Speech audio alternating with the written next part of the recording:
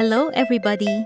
My name is MJ the Tutor, and you are listening to Accounting Makes Sense, an MJ the Tutor podcast.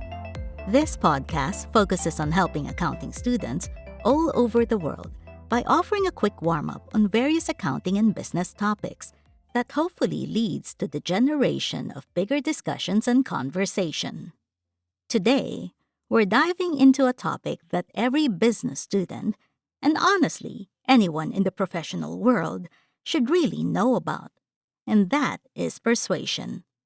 Now, before you start picturing sleazy sales tactics or mind games, let me stop you right there.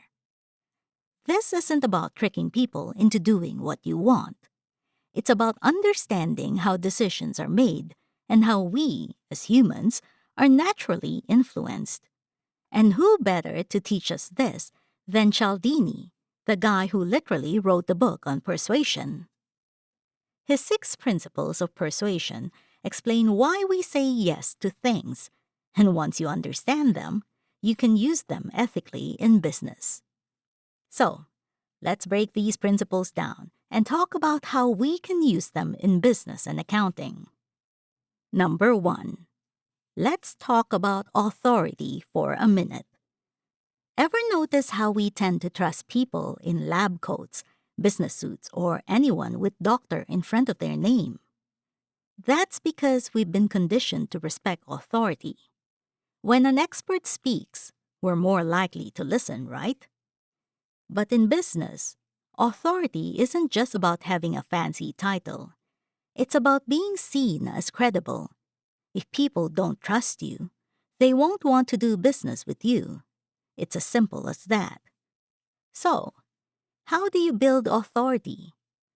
Well, it starts with getting the right credentials and making sure people know about them. If you're a certified accountant, don't be shy about it. You should also share your expertise, whether it's posting insightful content online, giving presentations, or writing articles. And above all, be confident. If you come across as unsure, people won't believe in your expertise, even if you actually know your stuff. The bottom line, people listen to experts. So, if you want to be taken seriously, position yourself as one. Number 2. Next up is social proof. Basically, this is the idea that people tend to follow the crowd. If everyone's doing it, it must be good, right? Think about it. When you're choosing a restaurant, do you go for the empty one or do you pick the one packed with people? Most of us go for the busy one because we assume it's the better option. This same mindset applies to business. Businesses use social proof all the time. Things like customer reviews and testimonials, because people trust what others say. The bestseller labels work the same way. If everyone's buying it, it must be good. And celebrity or expert endorsements? If they trust it, we're more likely to trust it too. If you're an accounting student applying for jobs, even something like LinkedIn recommendations or internships at well-known firms can serve as social proof. The more people trust you, the easier it becomes to convince others to trust you as well. Number 3. Now, let's talk about liking. Because let's face it, we prefer to do business with people we like. If you have 2 accountants, both equally qualified, but one is warm, friendly, and actually listens to you, while the other is cold and distant, who are you going to hire? Exactly, right? So how can you become more likable in business? First, find common ground. People connect when they share interests or experiences. Be genuine. Nobody likes a fake smile or forced charm. And don't underestimate the power of positive body language. A simple smile and making eye contact can make a big difference. At the end of the day, people say yes more often to those they like. So, building good relationships is important. Number 4.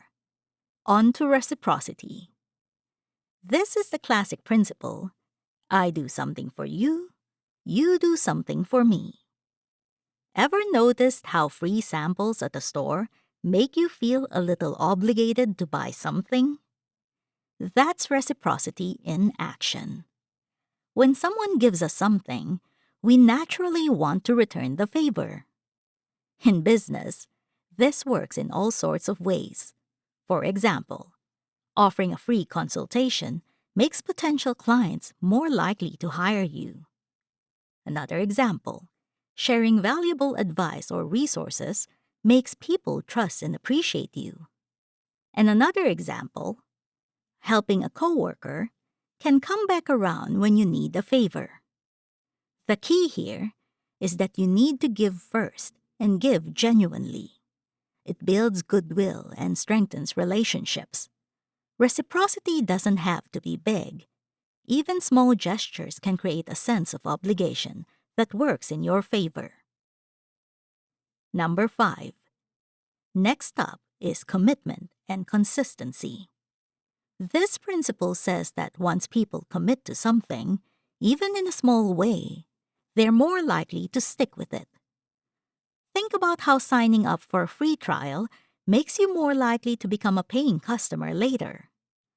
That's because once we say yes to something small, we like to stay consistent with that decision. In business, this is why getting a client to agree to a small service first can lead to a long-term contract. It's why companies ask for tiny commitments, like signing up for a newsletter, before asking for bigger ones, like purchasing a service. So next time you're trying to persuade someone, start with a small, easy yes before asking for something bigger. Last but not least, scarcity, aka FOMO, the fear of missing out. And I'll tell you one thing, the FOMO is real. People naturally place more value on things that seem limited, exclusive, or rare.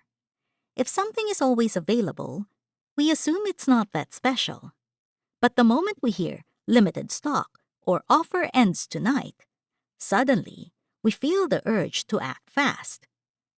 This is why luxury brands limit production, why concert tickets sell out in minutes, and why airline prices seem to rise when you check the same flight multiple times.